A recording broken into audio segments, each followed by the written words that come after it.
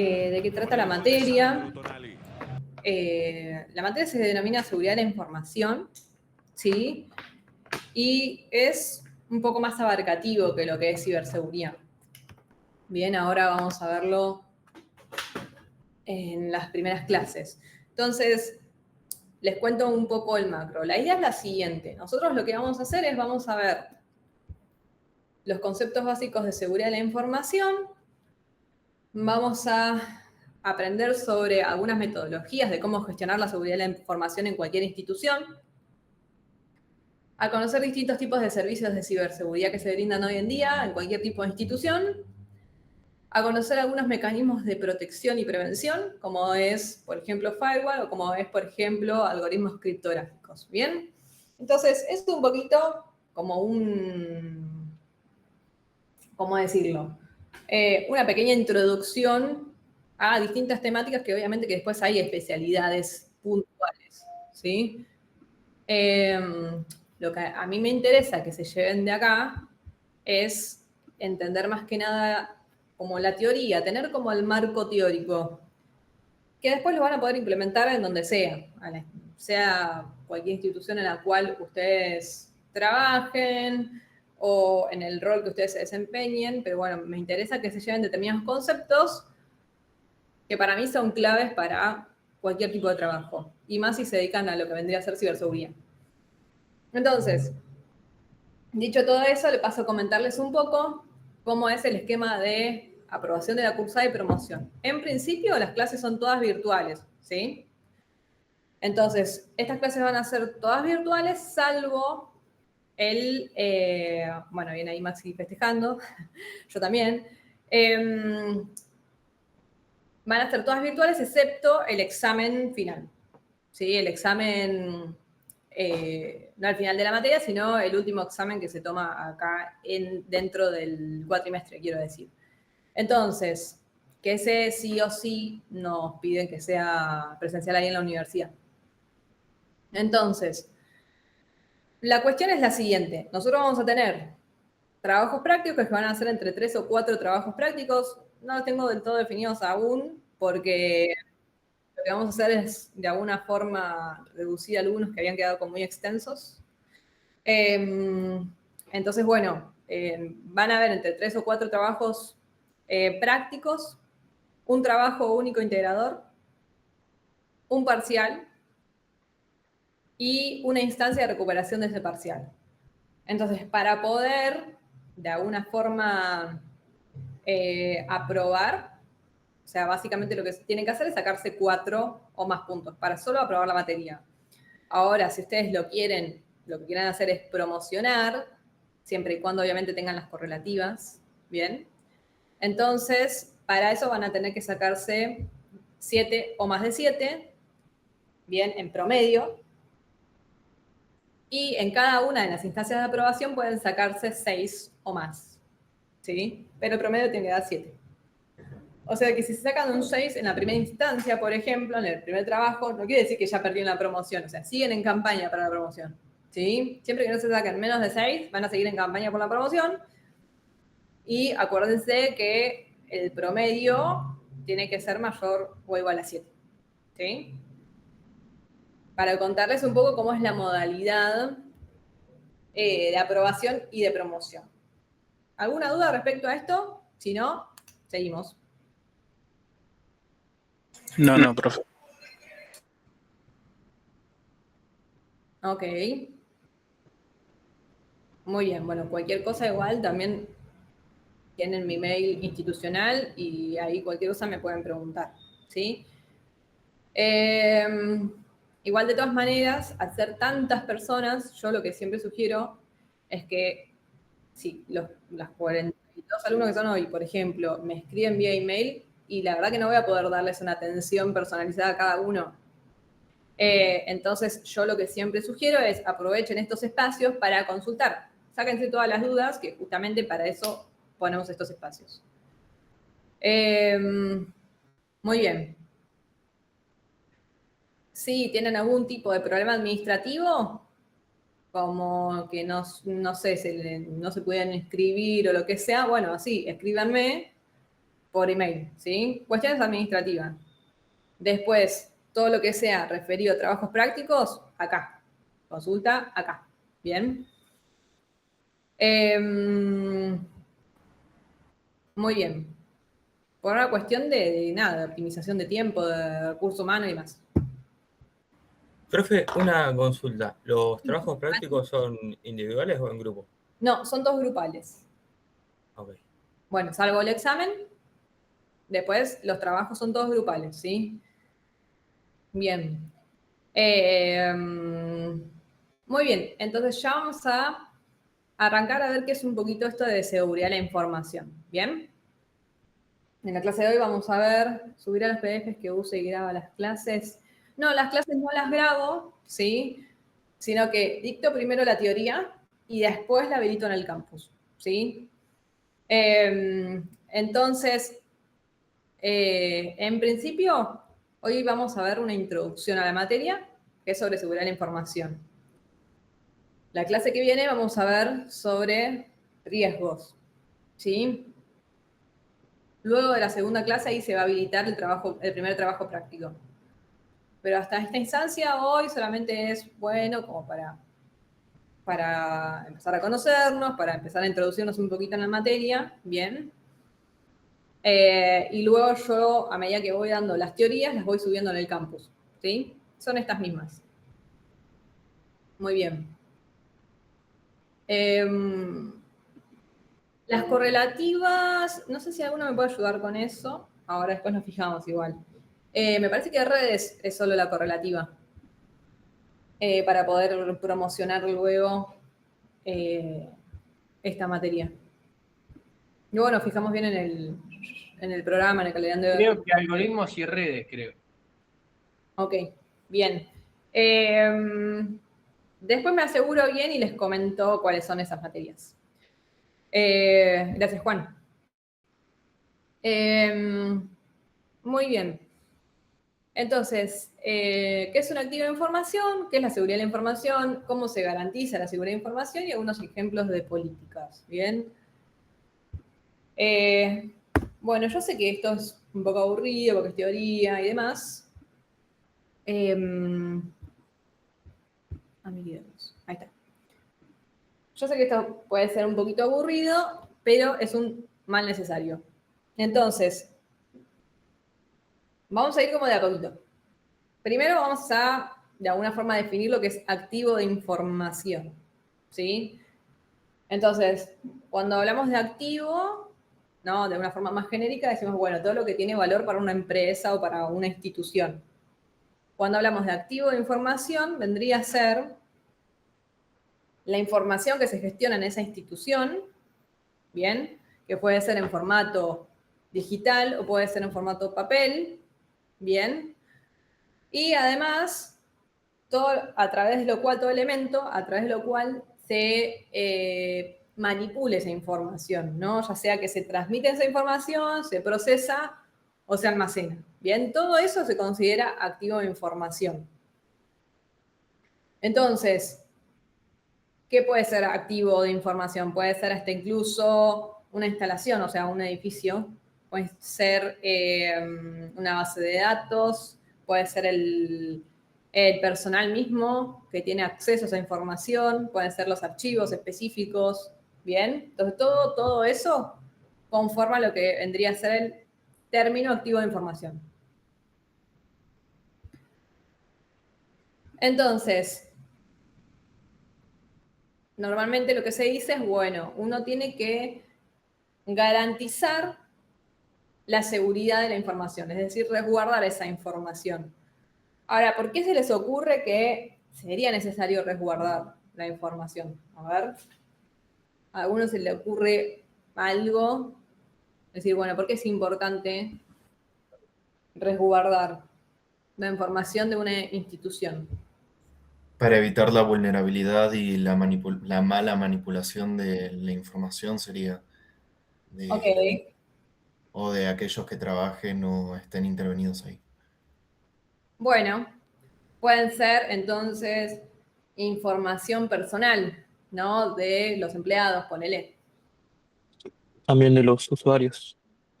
de usuarios, bien, en el caso de que tengamos alguna plataforma operativa. También para proteger información de un proyecto que está haciendo la empresa o... Bien, Correcto. muy bien, Cristian. Entonces, para proteger, por ejemplo, información estratégica, bien, de negocio. ¿Qué más? A ver, porque la información incluye datos sensibles y confidenciales, hay que garantizar su disponibilidad indebida. Ok, bueno, entonces, acá hay como, está bien. Estas son algunos pilares, la disponibilidad e integridad son pilares que se tienen que garantizar, bien. Me gusta esto que están mencionando, datos sensibles y confidenciales, bien. Entonces, ¿qué pasa si de alguna forma esto, no sé, datos sensibles de clientes, por ejemplo, se exfiltran o de empleados? Exfiltrar es que se roba información, ¿no? Y se publican de algún modo o a través de alguna vía. Entonces, lo que suele suceder es que se está básicamente incumpliendo leyes en ese caso. Si ustedes se fijan o investigan un poco, van a ver de que en cada país en particular muy probablemente haya una ley de datos personales, ¿bien? Que garantice que bueno, justamente no los datos personales de cada persona física, básicamente, no sean de alguna forma vulnerados. Entonces, ahí, por ejemplo, tendríamos un tipo de impacto regulatorio, porque si se llega a exfiltrar en mi institución ese tipo de datos, entonces está incumpliendo una ley, ¿sí?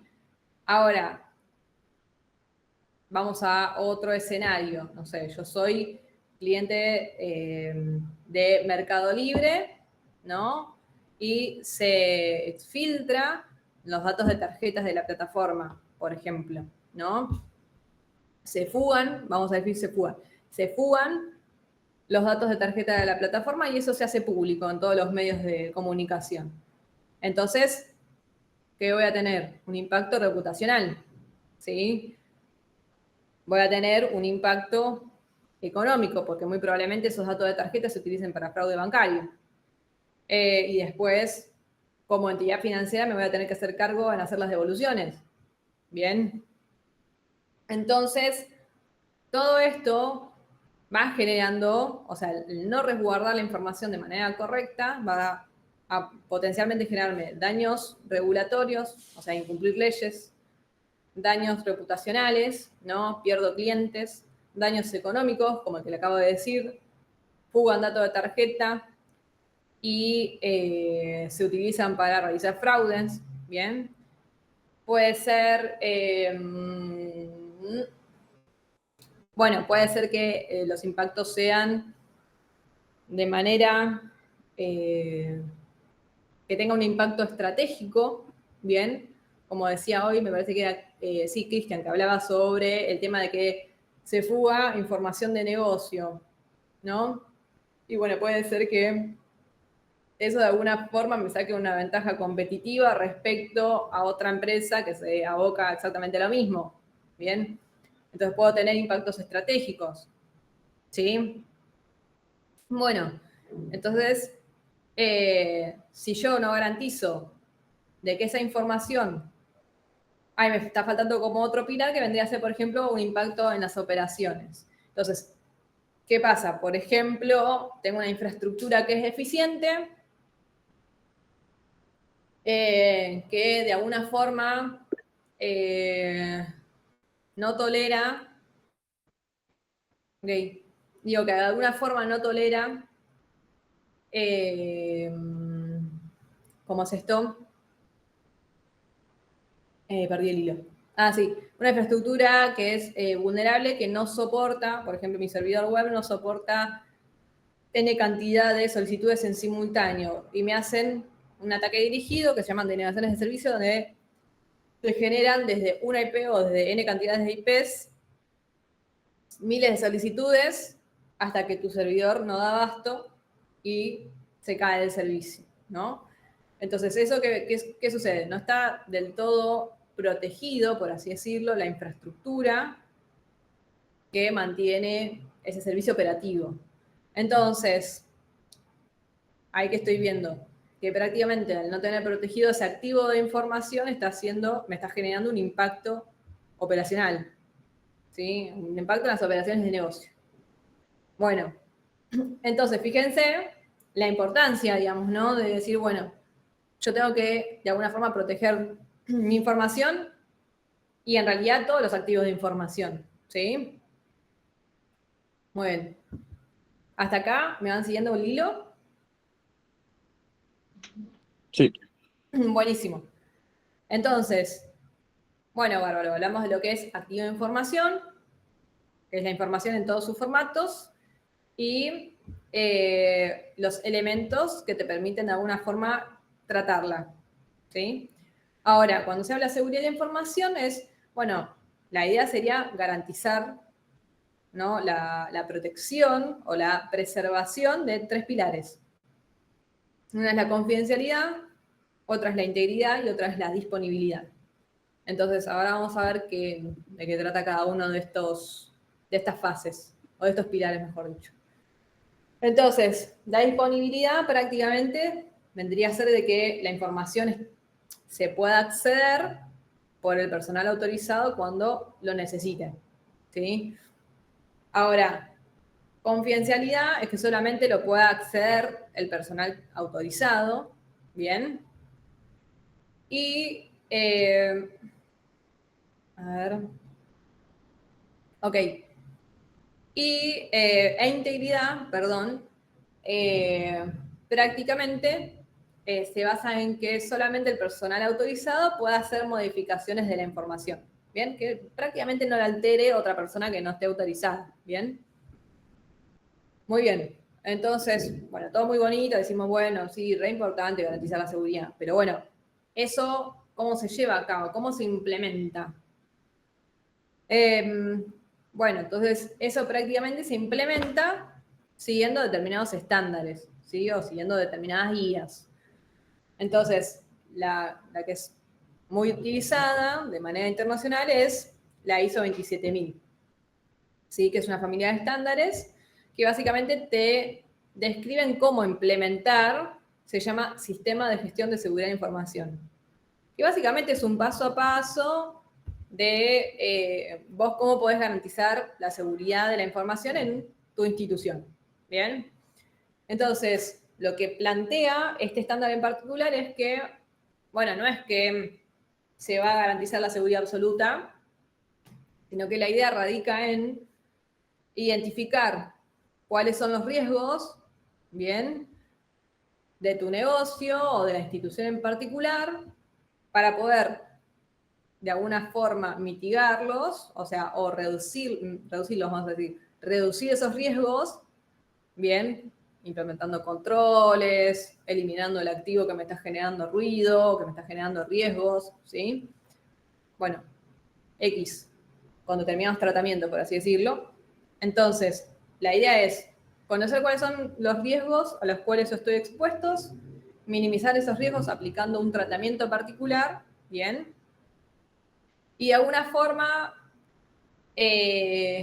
minimizar la probabilidad de ocurrencia o el impacto de amenazas en mi institución. ¿Sí? Eso vendría a ser como la idea general de esto. Entonces, ¿se busca una seguridad absoluta? No, la realidad es que no. Lo que se trata de hacer es eso, tener conciencia de cuáles son los riesgos a los cuales estoy expuesto y minimizarlos. Punto. Muy bien. Y obviamente que esto... No, sí, no sé quién está preguntando.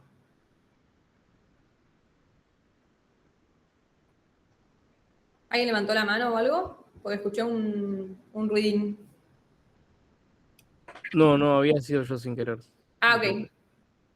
Bueno, obviamente que todos estos protocolos, ¿no? De alguna forma se documentan y se tienen que ir actualizando cada tanto, porque puede ser que cambie la regulación, ¿no? Puede ser que cambie, no sé, la forma de tipificar o de clasificar los riesgos, puede ser que aparezcan amenazas emergentes, o sea, que nuevas amenazas, nuevas tecnologías, entonces todo esto de alguna forma tiene que ir actualizándose, no es algo estático, ¿bien? Bueno. Entonces, bueno, acá comenté un poco esto de la familia de normas. Prácticamente la 27001 es con la cual uno se puede certificar. Bien. El tema es que, por ejemplo, las certificaciones no, o sea, las ISOs no son obligatorias, ¿sí? Son optativas, opcionales, pero sí lo que se plantea es que te da una ventaja competitiva. Por una cuestión de que, para realizar una relación contractual, ¿no? Un contrato con otra empresa, lo que se suele hacer es, por ejemplo, yo contrato a otra empresa, proveedora de un servicio, y a la cual le voy a compartir información de datos sensibles de mis clientes, ¿no? Para que haga algún tipo de procesamiento, de inteligencia o lo que sea. Entonces, yo me quiero asegurar de que esa empresa a la cual yo le voy a compartir la información confidencial, mínimamente tiene un proceso de negocio, ¿no? Una forma de trabajar que contempla la seguridad de la información. O sea, quiero algo que me garantice un poco de confianza. Entonces, yo puedo pedir, bueno, mira, vamos a hacer esta relación contractual, firmar este contrato de servicios siempre y cuando vos tengas esta certificación. Vos de alguna forma me garantices de que vas a hacer un tratamiento adecuado de la información que yo te comparta. ¿Sí? Entonces, en ese sentido, tener una ISO, estar certificado con la ISO, bueno, de alguna forma te da un poquito más de confianza a la hora de establecer esos tipos de acuerdos. Muy bien. Entonces, acá prácticamente les puse un poquito qué es esto de la ISO IEC, ¿no? Porque hablábamos recién, bueno, de la ISO IEC 27000, ¿no? De esta familia de normas, pero me interesa como explicar un poco qué es esto de la ISO y qué es la IEC, ¿no? Como para que ponerlos en contexto. Entonces, la ISO y la IEC elaboran normas internacionales que el mercado necesita, ¿sí? Su uso por millones de empresas facilita el entendimiento entre países y organizaciones. La ISO, que es la Organización Internacional de Normalización, es una organización internacional no gubernamental con una membresía de 165 organismos nacionales de normalización. Solo hay un miembro por país y en Argentina es la IRAM. ¿Sí? Entonces, fíjense que prácticamente la composición de la ISO, bien, fíjense que que la ISO está compuesta por unos 165 organismos nacionales. Bueno, y la IEC es la Comisión Electrotécnica Internacional, es una organización mundial sin fines de lucro que reúne a más de 170 países y coordina el trabajo de 20.000 expertos en todo el mundo. Y hay un miembro por país, que en Argentina es el Comité Electrotécnico Argentino. Entonces, esto es como para darles tipo un panorama completo de que, ¿por qué está bueno alinearse a un estándar? O a este en particular, que siempre se dice ISO, ISO, ISO. Bueno, pero fíjense que de alguna forma te estás alineando al universo, ¿sí? Te estás abriendo como nuevas posibilidades. Ok. Entonces, ¿cuáles son los aportes de implementar la ISO? Y bueno, prácticamente reducir los riesgos, porque los vas a conocer y de alguna forma vas a realizar algún tratamiento como para minimizarlos, ahorrar costes, que ya sean de sobreestimación o subestimación, ¿no? de presupuesto, que todo se va a terminar traduciendo en impacto económico. La seguridad se convierte en una actividad de gestión, ¿no? Porque ya prácticamente la seguridad forma parte de las tareas del día a día. Bien.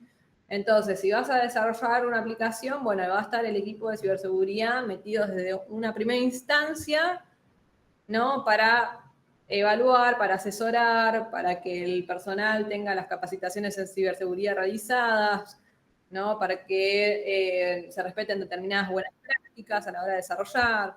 Bueno, todas esas cuestiones Ahí está. Eso es como por dar un ejemplo. Decir, bueno, la seguridad va a estar garantizada en distintos ámbitos, ¿sí? Muy bien. Asegura el cumplimiento de la legislación vigente, por ejemplo, con esto que les comentaba de la ley de datos personales. ¿Bien? Bueno. Muy bien. Entonces, para esto llevarlo a la práctica, para poder implementarlo, ¿sí? Primero que se hace, se define un alcance. Porque vos no es que lo vas a implementar en toda la institución, en todo tu negocio. Lo vas a implementar quizás en un sector, en el tecnológico, por ejemplo. Entonces, por ejemplo, yo trabajé hace unos años atrás en Casa de Gobierno de acá de La Plata, yo soy de La Plata. Entonces yo trabajé en Casa de Gobierno de acá. Y cuando hicimos la implementación del SGCI, no la implementamos sobre todo Casa de Gobierno, sino que la implementamos en la Dirección de Tecnologías, en ese departamento puntual, ¿sí? Entonces, se delimita el alcance. ¿En qué sectores de toda mi organización? De toda mi organización lo voy a implementar. Fin, lo primero que se define. Después se definen políticas, ¿bien? Que básicamente son lineamientos de qué es lo que se debe hacer y qué no, ¿bien? Y esto normalmente está aprobado por la gerencia, por la alta gerencia, ¿sí? Después, por otro lado, se definen como distintos responsables, ¿bien? El responsable de seguridad, el comité, no sé, la dirección, el comité directivo, que es el que después va a aprobar las políticas, el comité de gestión, bueno, se definen como distintas responsabilidades, ¿sí? Y en última instancia, se definen, bueno, programas de concientización de información de personas. Bueno, sí, pero eso está bien. Sí, yo creo que este último lo sacaría porque está como dentro de uno de los tratamientos, sí, yo no sé si. Lo más importante es esto. Bien, el tema de tener bien definidos los alcances, dónde lo voy a implementar, tener definidas las políticas, es decir, los lineamientos, las directrices, qué es lo que se va a hacer en la institución, qué es lo que no se puede hacer, que es una mala práctica, bien, y bueno, responsabilidades dentro de esa implementación. Entonces, algo a destacar de esta metodología, bien, que es una metodología basada en lo que se denomina mejora continua, ¿sí? ¿Por qué? Porque como pueden ver acá, se basa en 4 instancias, ¿bien? Plan básicamente se basa en identificar los riesgos, en tomar conciencia de los riesgos, bien lo que hablamos hoy. Entonces, identificamos vulnerabilidades que tenemos, bien, en nuestros activos de información, y determinamos, bueno, a ver qué controles tenemos que implementar para poder solventar o minimizar estos riesgos, ¿bien? Entonces, la primera parte que es de planificación es eso, entender dónde estoy parado y decir, bueno, tengo estos riesgos asociados a mis activos y debería implementar estos controles para minimizar esos riesgos. Bueno, esa es la fase de planificación. En la fase de do, que vendría a ser hacer, básicamente sería la implementación de esos controles que yo definí en la etapa anterior. Bien. Luego viene check, que vendría a ser hacer un monitoreo, un seguimiento de si esos controles están bien implementados o no. Bien. Y el act vendría a ser mejorar toda falla o punto de mejora identificado en esta instancia, ¿sí? Entonces, se hacen las correcciones oportunas, ¿bien? Y luego volvemos a la fase de planificación, do, check, act, ¿bien? Por eso se habla de mejora continua. Continuamente se va mejorando. Medio redundante, pero bueno, esa es la lógica. Entonces acá se explica esto mismo que les comentaba, el tema de la planificación, la ejecución, el monitoreo de si mis controles están bien aplicados y la mejora, que es corregir cualquier punto débil identificado. ¿Sí? Muy bien. Entonces, documentación. ¿Hasta acá me van siguiendo? Sí, sí. Excelente. Sin problema.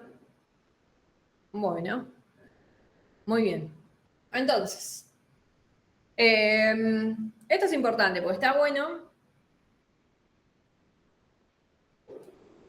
por una cuestión de que es muy probable que lo vean en instituciones o que tengan que manejarse con este tipo de documentación. Está bueno que de alguna forma vayan diferenciando como estas documentaciones.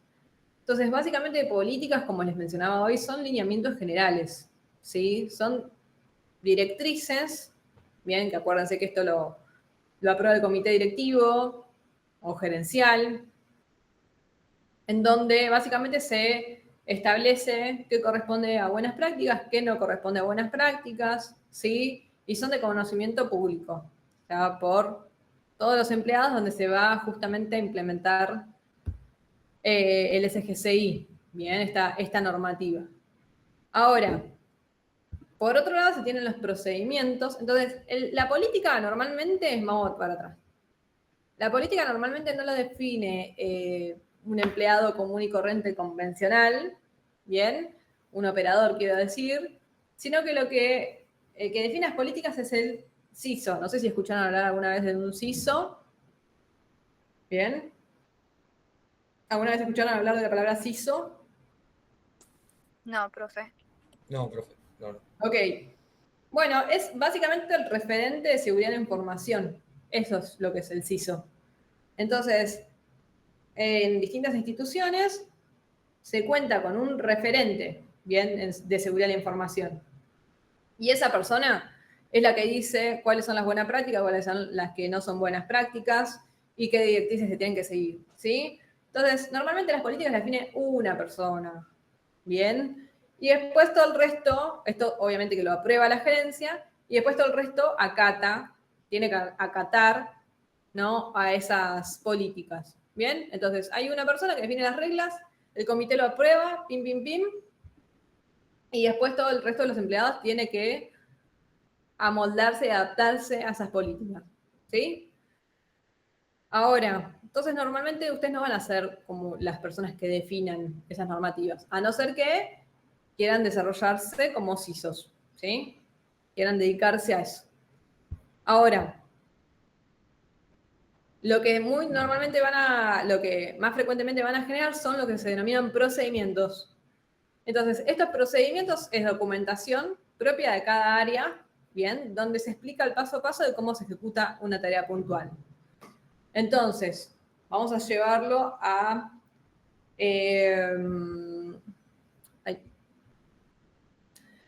ahí está. Entonces, por ejemplo, si tengo un área de base de datos, va a tener su documentación específica. Por otro lado, si tengo un área de desarrollo, va a tener su propia documentación de cómo se realizan sus tareas diarias. Si yo tengo un área de ciberseguridad va a contar con su propia documentación de cómo realiza sus tareas diarias y así sucesivamente. Entonces, básicamente cada área va a tener sus documentaciones donde explican el paso a paso de cómo realizan una tarea puntual. Eso es lo que se llama procedimiento. ¿Bien? Ok. Y después, por otro lado, lo que se tienen son los instructivos. Los instructivos, básicamente, son como si fuesen el manual de usuario de herramientas.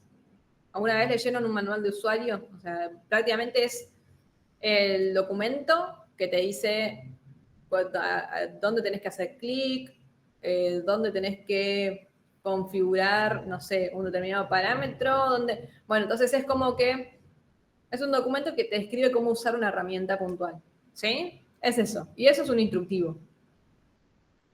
Entonces, una cosa es el documento donde yo explico el paso a paso de cómo ejecuto la tarea, y otra cosa es el instructivo donde se habla puntualmente de una herramienta y de cómo se usa, ¿sí? Son dos documentos diferentes.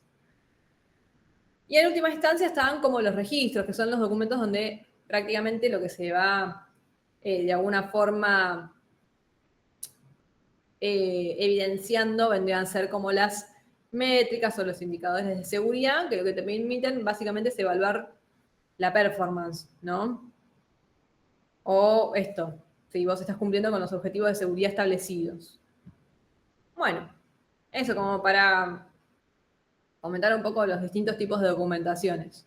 Los más frecuentes van a ser políticas, procedimientos e instructivos. Bien. Entonces,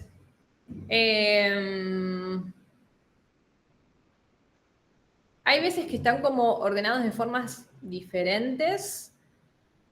El tema de las políticas.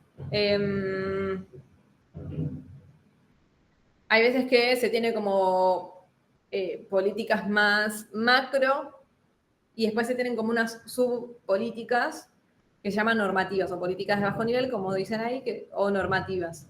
La diferencia entre una y otra es que normalmente la política es aprobada por la gerencia y las normativas, que son como políticas de más bajo nivel, no necesitan como la aprobación de la gerencia.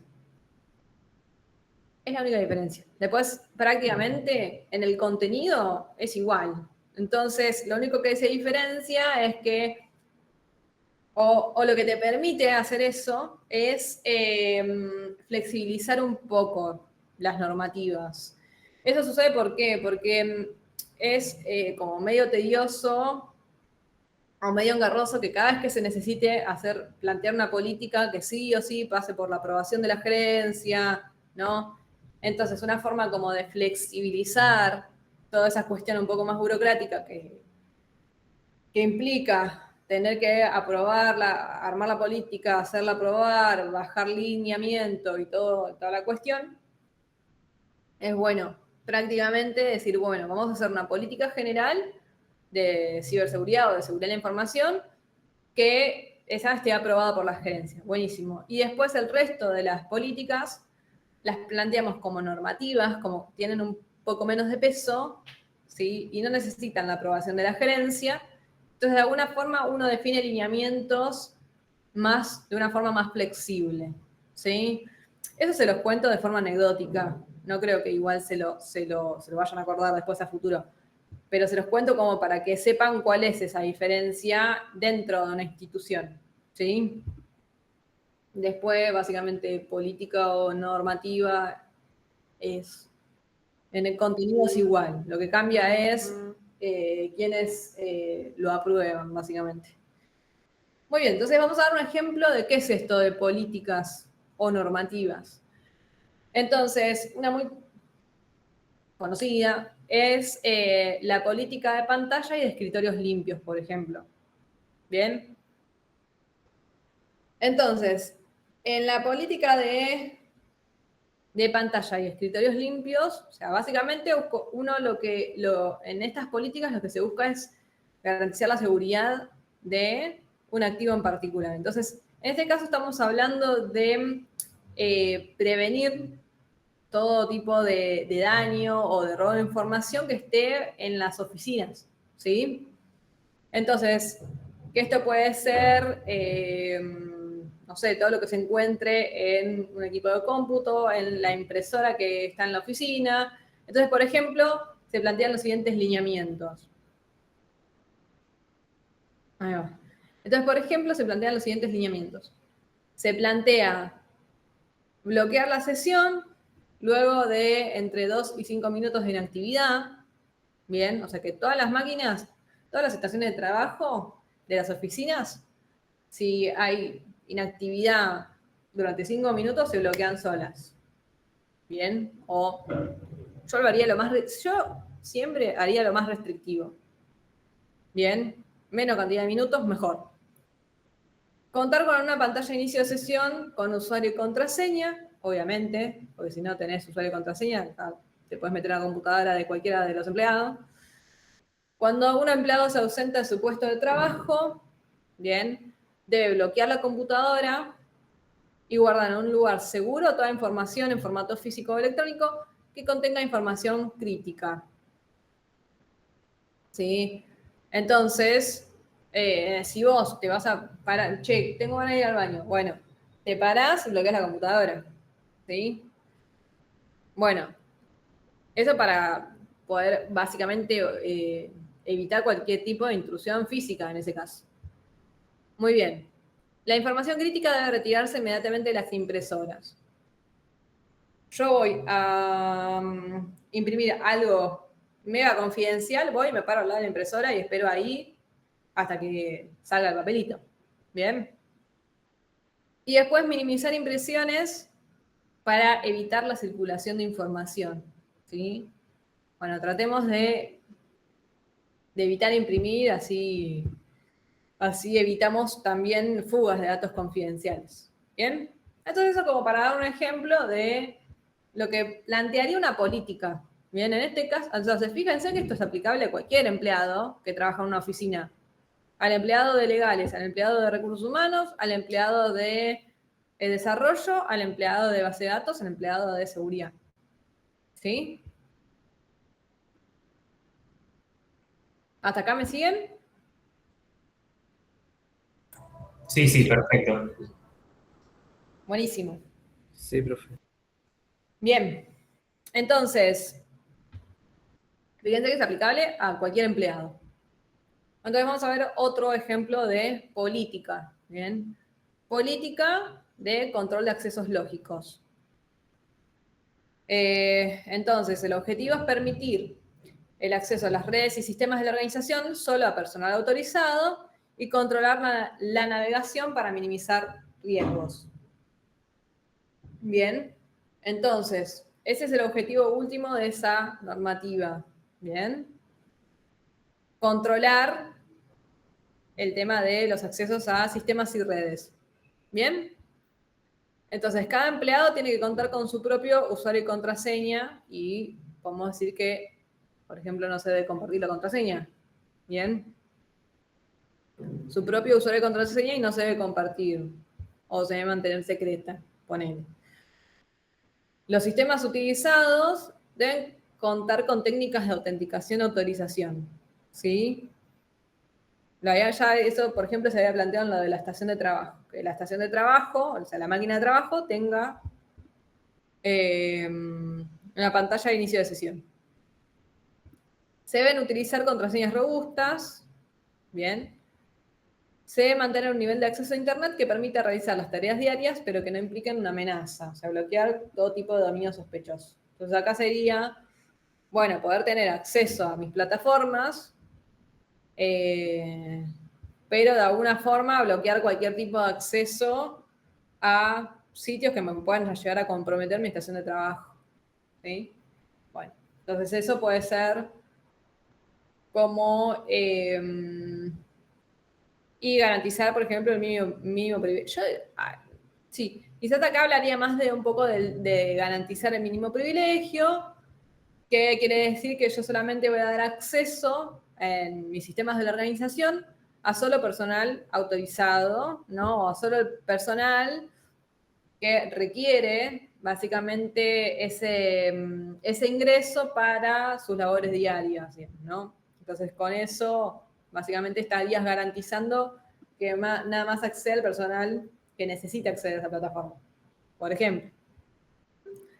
Después, vamos a ver acá otro ejemplo de política de acceso, pero en este caso de control de acceso físico. Bien. El objetivo es impedir accesos no autorizados, daños e interferencias a las instalaciones y al equipamiento y procesamiento de información crítica de la organización. Bien, centros de datos, ponele, o centros de servidores. Acompañar, entonces, algunos lineamientos. Acompañar en todo momento al personal externo.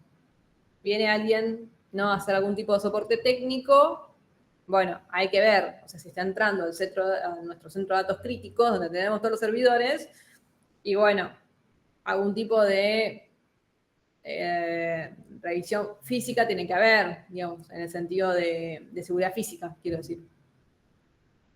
Se deben implementar barreras alrededor de las oficinas o instalaciones de procesamiento de información. Se deben implementar barreras alrededor de las oficinas o de las instalaciones de procesamiento de información.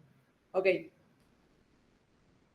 Un dispositivo de autenticación, una oficina de recepción, bien, son formas de validar, tipo, bueno, vos quién sos. Venís a hacer acá alguna revisión, pero identificate, qué sé yo. Cada empleado debe utilizar su propia tarjeta de acceso y no dejar pasar a terceros. Bueno, lo mismo que en el acceso lógico, que cada usuario tiene que tener su contraseña, debe ser privada, bien, debe mantenerse en secreto. Lo mismo acá. Cada empleado tiene su tarjeta física y no tiene que andar compartiendo, sí, dale, pasa a vos. Bien. Y deben registrarse los ingresos y los egresos. Bien. Entonces, esto es como para dar un ejemplo de qué vendría a ser una política. ¿Qué es lo que planteó una política? Y bueno, fíjense, en la primera era, bueno, de alguna forma garantizar la seguridad en las oficinas, ¿no? El otro se trataba de acceso lógico, garantizar la seguridad a la hora de acceder a redes o a sistemas de la organización. Bien, este acceso físico es, bueno, garantizar la seguridad en las instalaciones físicas, específicamente en los centros donde se contiene información muy crítica o confidencial. Bueno, en nuestro centro de datos. Bien. Entonces, perfecto. Vamos a seguir con algunos conceptos extras de lo que vendría a ser el SGCI, esto de la ISO que venimos hablando. A ver, aguárdame un segundo que voy a buscarme agua, que me estoy quedando sin voz.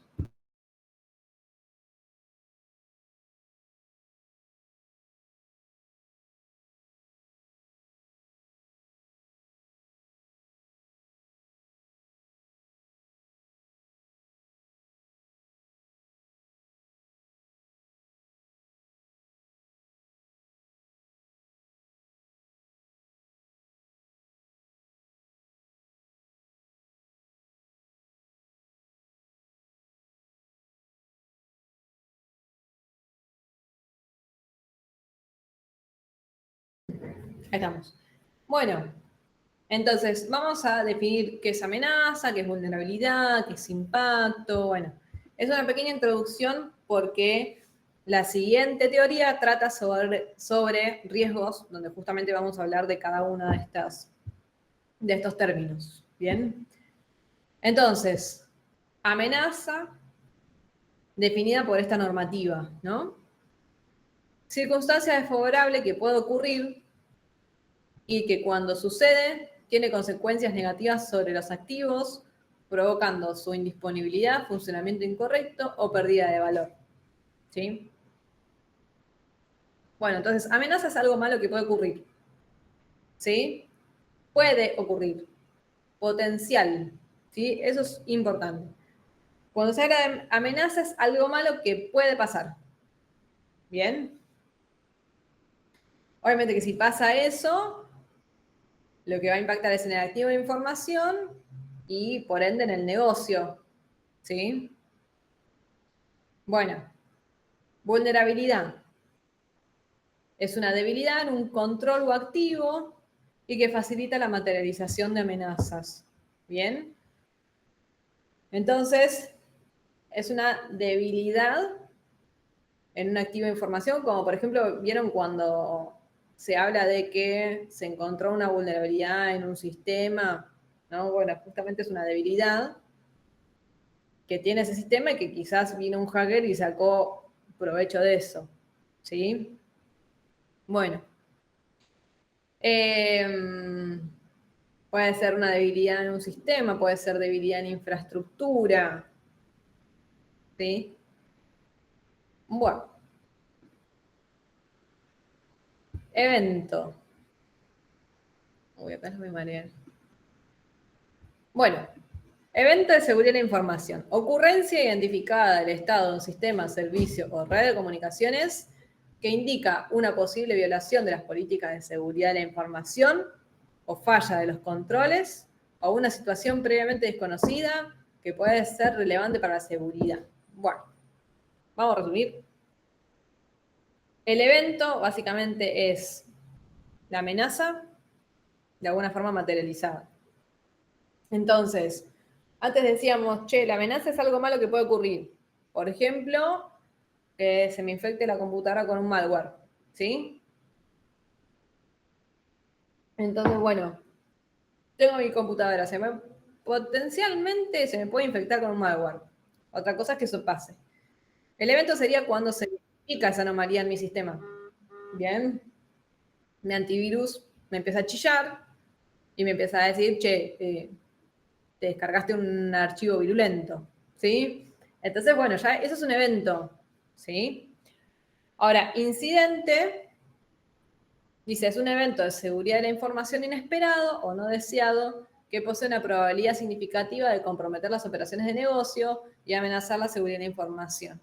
La diferencia entre evento e incidente es la criticidad, ¿sí? Entonces, el evento es la amenaza materializada. Incidente es cuando ya eso provocó una afectación. Entonces, por ejemplo, vamos a ver el caso este que yo les decía. Me descargo un malware porque me metí en una página que no debía.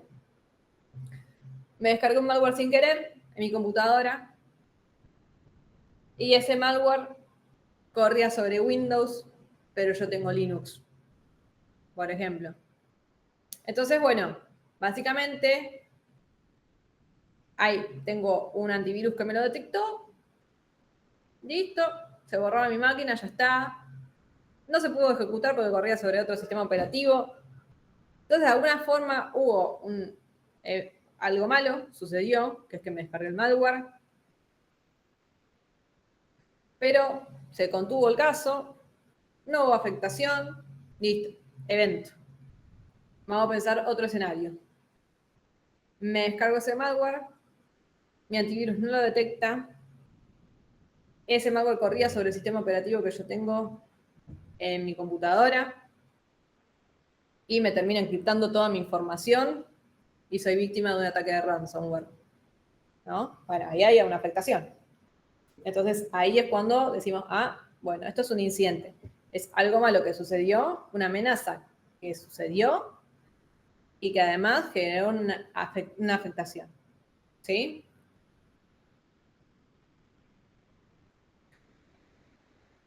¿Hasta acá? ¿Me van siguiendo? Sí, profe. Sí, profe. Buenísimo. Entonces, hablamos de vulnerabilidad, de amenaza, de evento y de incidente. Ahora vamos a lo que es impacto. Impacto es el resultado o consecuencia de la materialización de una amenaza y es el costo para la empresa o institución, vamos a decir, es el costo para la institución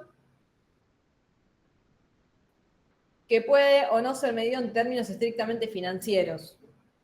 Bueno, nada. Lo que quiere decir es que hay distintos tipos de afectaciones. Los que hablamos hoy: regulatorio, operacional, estratégico, reputacional y, ¿cuál me falta? Económico, ¿no? Y legal, ahí está. Económico, legal, reputacional, regulatorio, no, estratégico y operacional. Ahí va. Si no, legal y regulatorio es lo mismo. Bien. Muy bien. Por otro lado, tenemos lo que es el riesgo. Entonces, el impacto es la afectación. El riesgo es la posibilidad de que una amenaza concreta pueda explotar una vulnerabilidad para causar una pérdida o daño en un activo de información. Suele considerarse como la combinación de la probabilidad de un evento y sus consecuencias. ¿Sí? Entonces, riesgo es la probabilidad de que una amenaza ocurra, de que algo malo ocurra, y el impacto que puede tener en el negocio. ¿Sí? Eso es riesgo. Probabilidad de que algo malo pase y el impacto que va a tener en el negocio. ¿Bien? Entonces, ¿cómo se relacionan estos conceptos? Bueno, una amenaza se materializa mediante la explotación de una vulnerabilidad y puede llegar a provocar un incidente. Entonces, la amenaza explota una vulnerabilidad, saca provecho de una debilidad, ¿sí? Que afecta a un activo y provoca un impacto. ¿Sí? Entonces ahí está la correlación de cada uno de estos términos.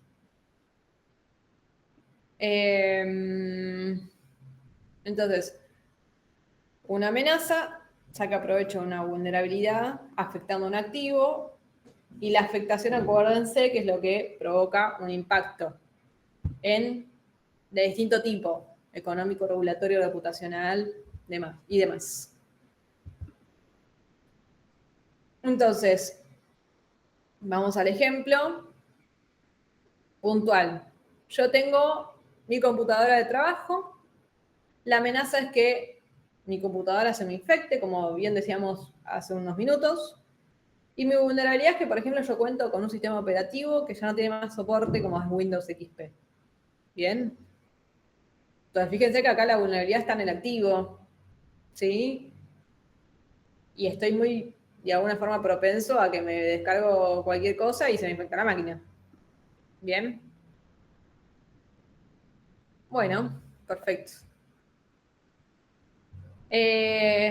Bien. No, la práctica 1 todavía no se las voy a publicar. La próxima clase, esto no, ahí va. Entonces, hasta ahora, hasta acá me siguieron todos. Sí, profe. Sí, sí. Buenísimo. ¿Alguna tiene dudas respecto a lo que vimos, por ejemplo, en la clase de hoy o a lo que les comenté en un principio sobre la modalidad de enseñanza? Yo llegué tarde porque como no veía el mail, pensé que no iba a ver y justo por suerte entré al campus y vi el Meet, así que me perdí los primeros 15 minutos. Bien, bien, no pasa nada, no pasa nada. No les llegó el mail, ¿no? Porque yo lo mandé por el aviso que normalmente les distribuye, hace como un broadcast así de mails a cada uno de los participantes. ¿Les llegó el email o no? A mí no. No nos llegó nada. Ni por el campus apareció. Ok, bueno. De todas formas, nos vamos a manejar siempre con este link, ¿sí? Entonces, de ahora en más, todos los jueves vamos a tener las clases por este link, ¿sí? Va a ser el mismo. Así que no es que les voy a ir compartiendo distintos clase a clase. Ya con este ya está, nos manejamos. Pero bueno, lo voy a tener en cuenta entonces, porque me pareció raro cuando mandé el aviso, pues normalmente a mí también me llega un correo de los avisos que yo envío, y esta vez no me llegó nada. Bueno, gracias por avisar. Lo voy a tener en cuenta. Muy bien. A ver, ya. Sí, voy a tomar lista, pero de una forma más ágil. Voy a sacar capturita de pantalla directamente porque si no los tengo mucho tiempo acá. A ver. Voy a ver si me deja esto.